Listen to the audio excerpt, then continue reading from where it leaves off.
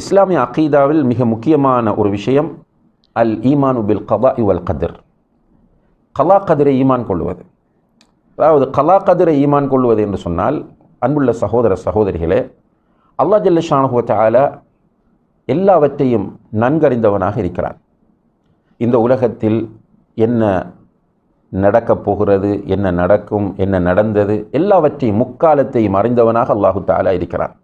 இப்போ என்ன நடக்கப் போகிறது என்பதை மிகவும் துல்லியமாக அறிந்த அந்த ரப்புல் ஆலமீன் அவன் அறிந்தவற்றையெல்லாம் தன்னுடைய ஏட்டிலே, லவ்ஹுல் மஹ்ஃபூத் என்கிற ஏட்டிலே எழுதி வைத்து விட்டான்.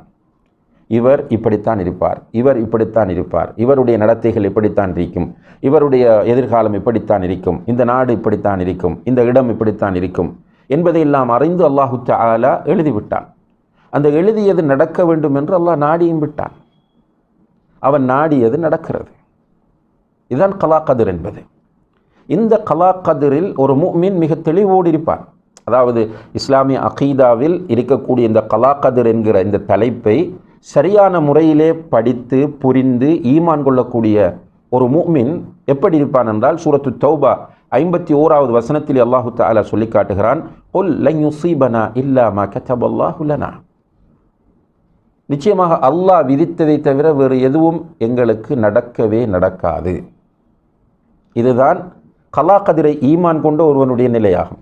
இப்போ நிறைய பேர் நாம் இருக்கிறோம், கலா கதிரை ஈமான் கொண்டிருக்கிறோம் என்று சொல்லுகிறோம். ஆமன்து பில்லாஹி வ மலாயிகத்திஹி வ குதுபிஹி வ ரசூலிஹி வல் யௌமில் ஆஹிர் வல் கதிரி கைரிஹி வ ஷர்ரிஹி என்ற அந்த ஈமானுடைய அர்கான்களில் 6வதாக அல் ஈமானு பில் கதா வல் கதிர், விதியை நம்புகிறோம் என்று சொல்லுகிறோம்.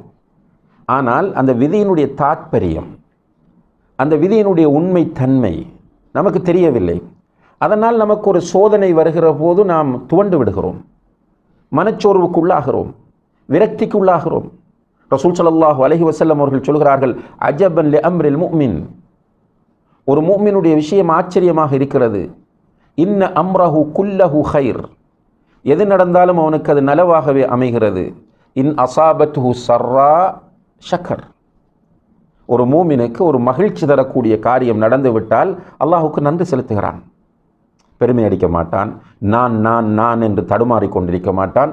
அல்லாஹ் கொடுத்தது அல்ஹம்துலில்லாஹ் என்று மனதாலும் நாவாலும் உடல் உறுப்புகளாலும் அல்லாஹுக்கு நன்றி செலுத்துவான்.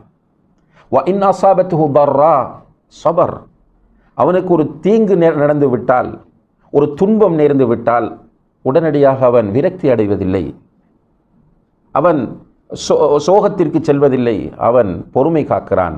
வலைஸ ஸாலிக இல்லா லில் முஃமின், இந்த பாக்கியம் ஒரு மூமினை தவிர வேறு யாருக்கும் இல்லை என்று நபிகள் நாயகம் ஸல்லல்லாஹு அலைஹி வஸல்லம் அவர்கள் சொல்கிறார்கள்.